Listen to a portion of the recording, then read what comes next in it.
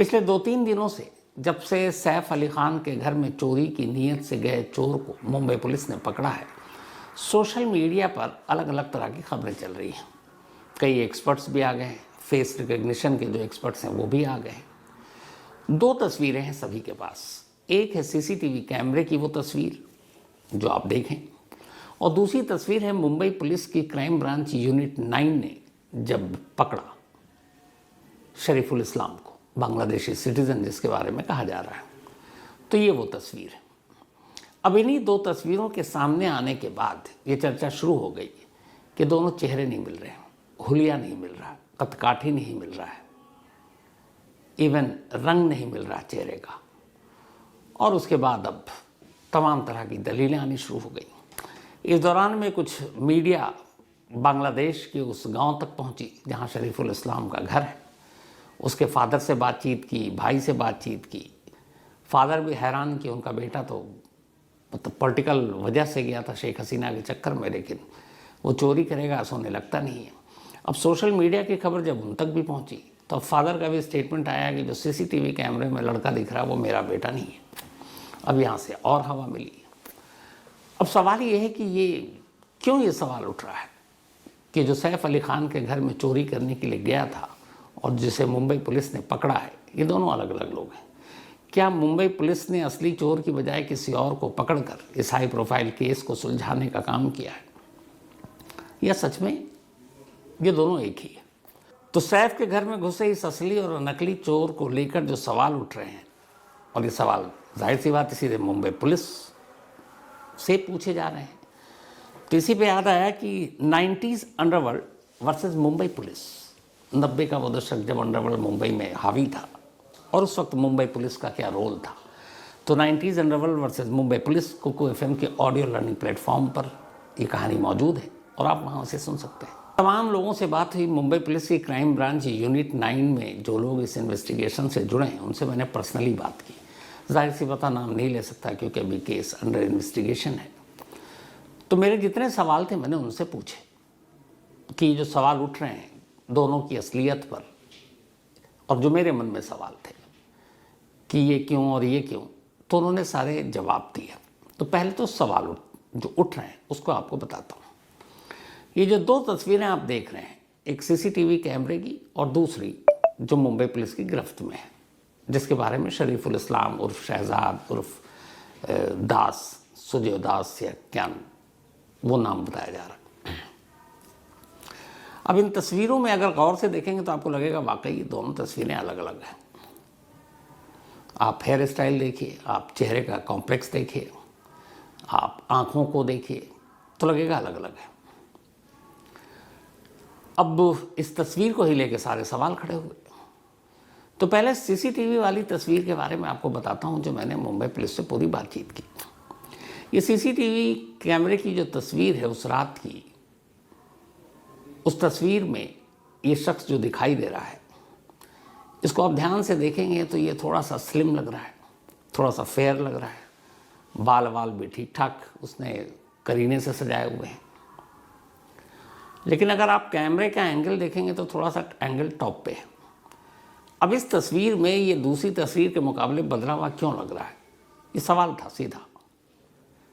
तो मुंबई पुलिस ने जब तफ्तीश शुरू की सैफ अली खान के घर की चोरी की खबर सुनने के बाद और तमाम सीसीटीवी कैमरों को खंगाला, तो एक कैमरे में ये चोर नजर आया, चढ़ते हुए भी सीढ़ियां और उतरते हुए भी। लेकिन वो तस्वीर बहुत साफ नहीं थी।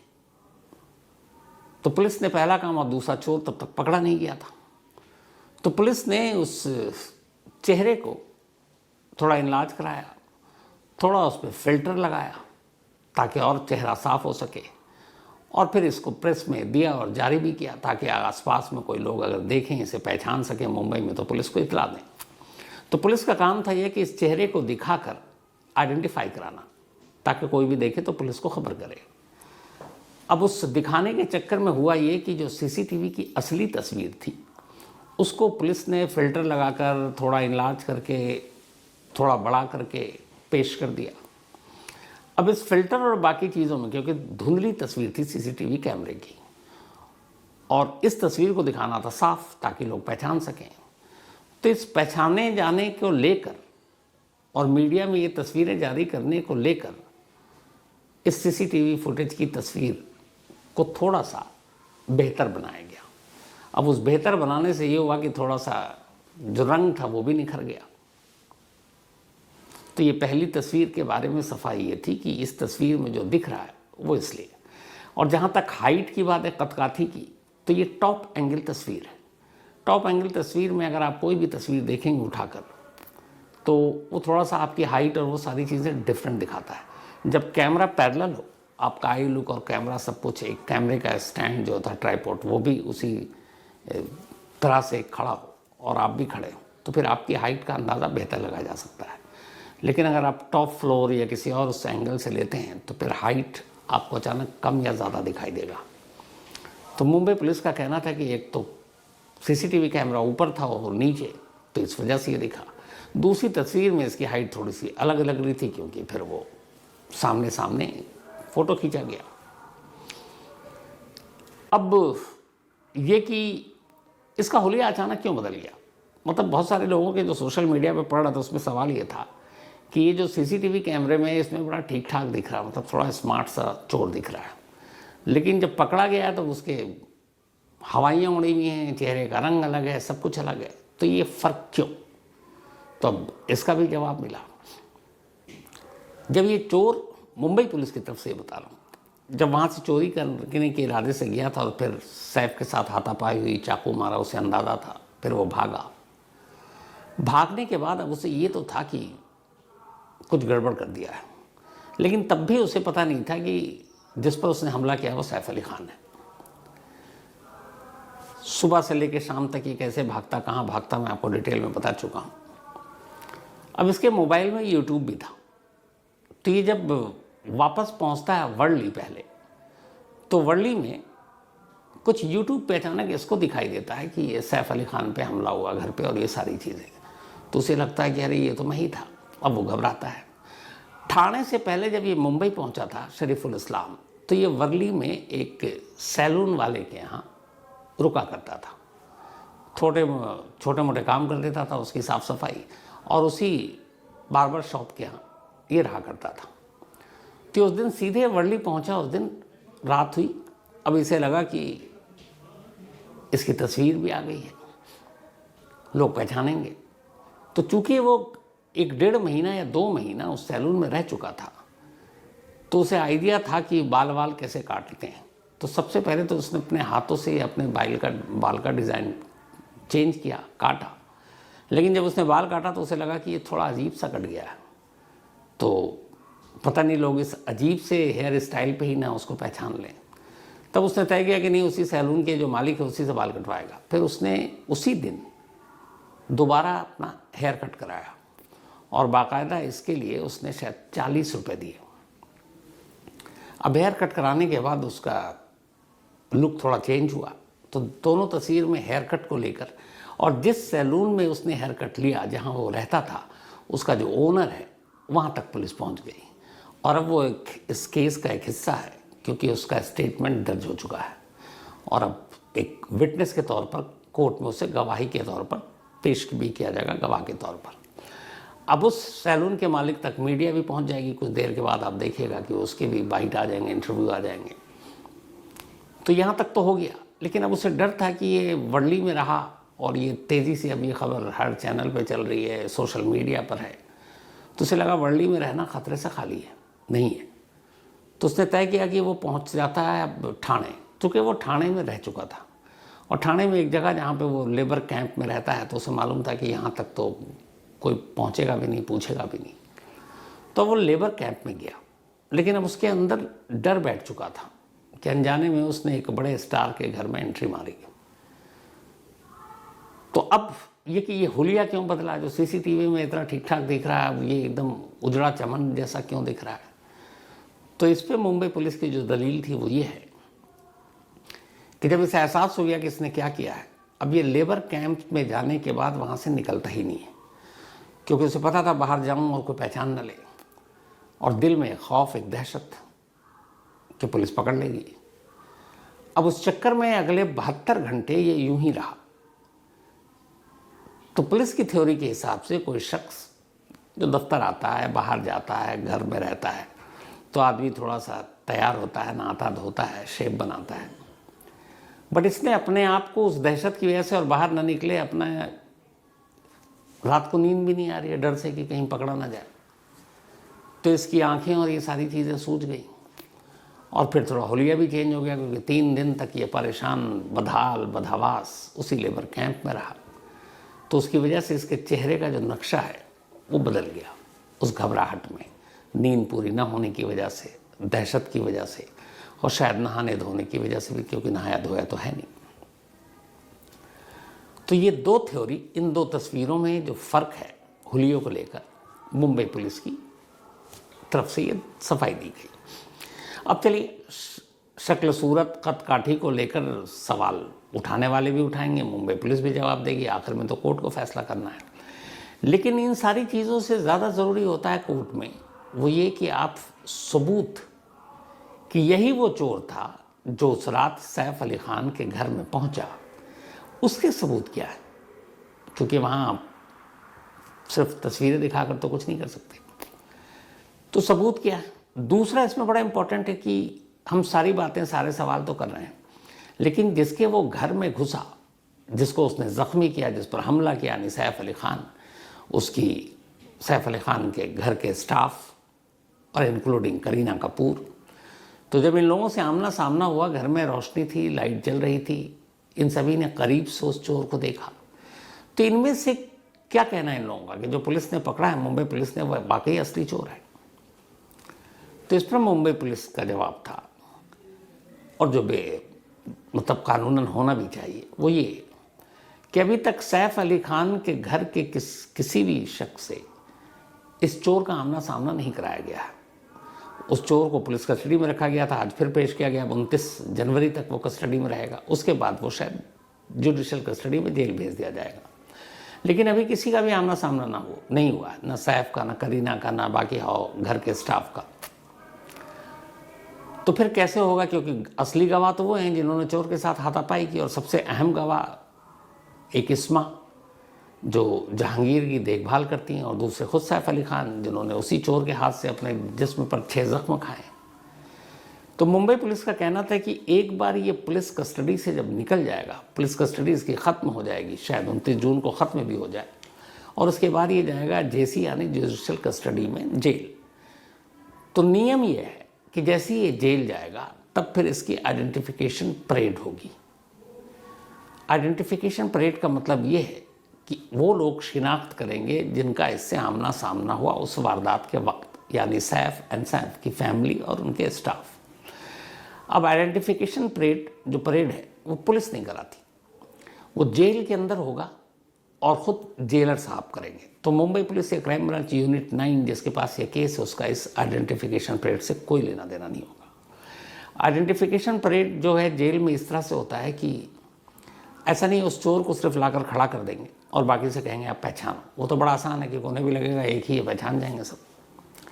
तो तरीका ये होता है कि उसी के जैसे कद काठी के कम से कम 5, 6, 7, 8 लोगों को एक लाइन से खड़ा कर देते हैं, और उन्हीं में एक बीच में उसको भी, जो असली वाला है उसको भी खड़ा कर देते हैं, बाकी 5, 6, 7 जिनका इस केस से लेना देने उनको भी खड़ा कर देंगे।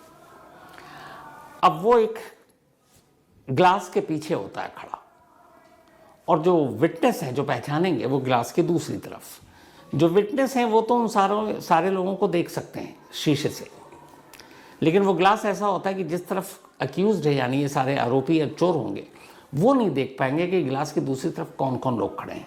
ऐसा इसलिए किया जाता है ताकि जो विटनेस हैं उनको मतलब सुरक्षा बनी रहे, कल को कहीं वो उसको धमका ना दे, कोई शिनाख्त कर ले तो फिर उसकी जान पे ना बनाए।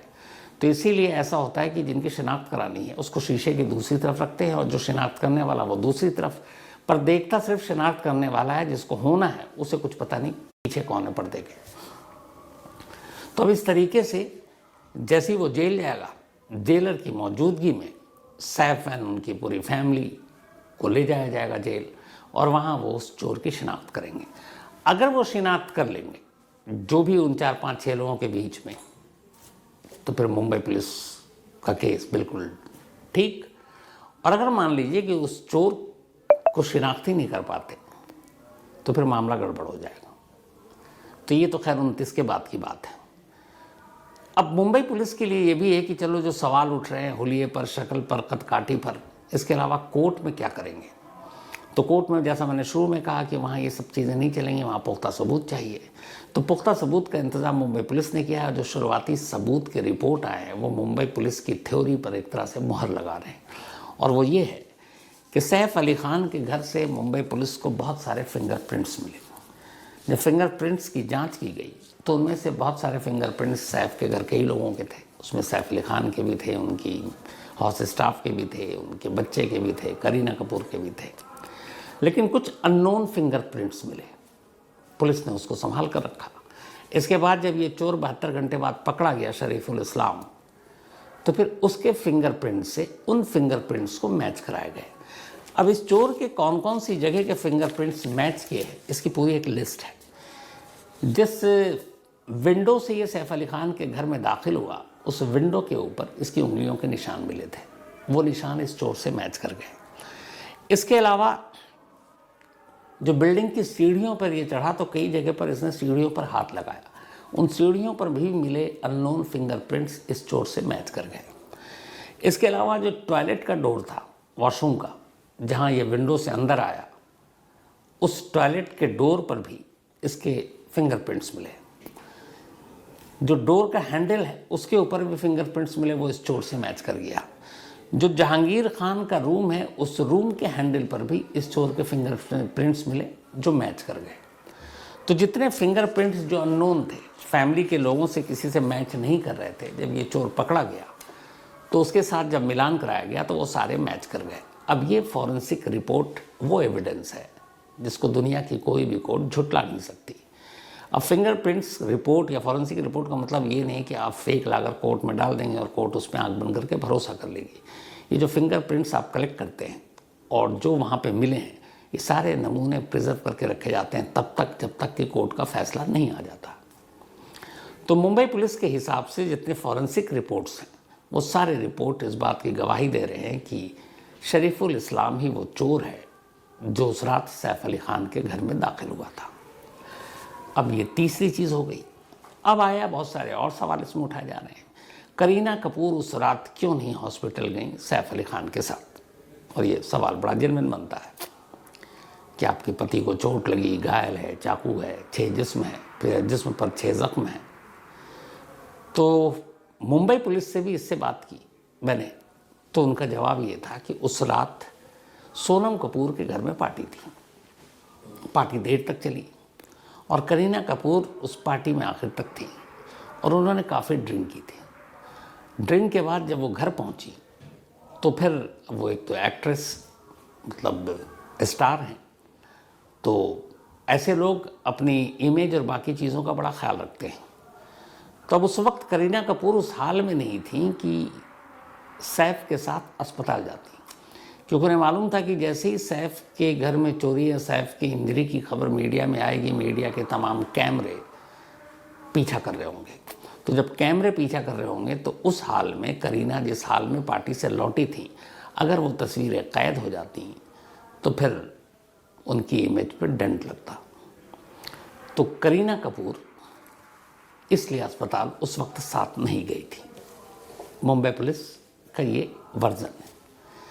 एक और सवाल उठा कि सैफ अली खान के पीठ पर स्पाइनल कॉर्ड के पास रीढ़ की हड्डी के करीब चाकू का एक टुकड़ा धंसा था और वो ज़रा सा बच गया, वरना पूरा स्पाइनल कॉर्ड पे अगर लग जाता तो शायद वो चल फिर भी नहीं पाते।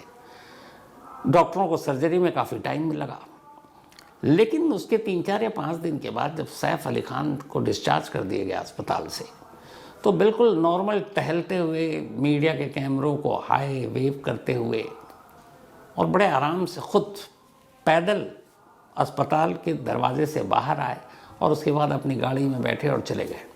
तो अब ये सवाल ये है कि अगर चोट और ज़ख्म इतना गहरा था, घाव इतना गहरा था, सर्जरी में इतने घंटे लगे, तो इतनी जल्दी सैफ अली खान अस्पताल के बेड से खड़े होकर अपने पाँव से चलते हुए कैसे गाड़ी तक पहुँचे और फिर घर गए? तो ये बात हजम नहीं हो रही है। तो इसका जवाब डॉक्टरों ने दिया। डॉक्टरों का कहना था कि अगर स्पाइनल कॉर्ड की जो बात आई थी शो में, तो वहाँ पे चाकू लगा नहीं था, चाकू का एक टुकड़ा ज़रूर धंसा था। तो अगर मान लीजिए आपके जिस्म के किसी हिस्से में जो आपके इंटरनल ऑर्गन को डैमेज ना करे, अगर इंटरनल ऑर्गन को डैमेज हो जाए तो फिर इतनी जल्दी एक तो आप अस्पताल से डिस्चार्ज नहीं हो सकते।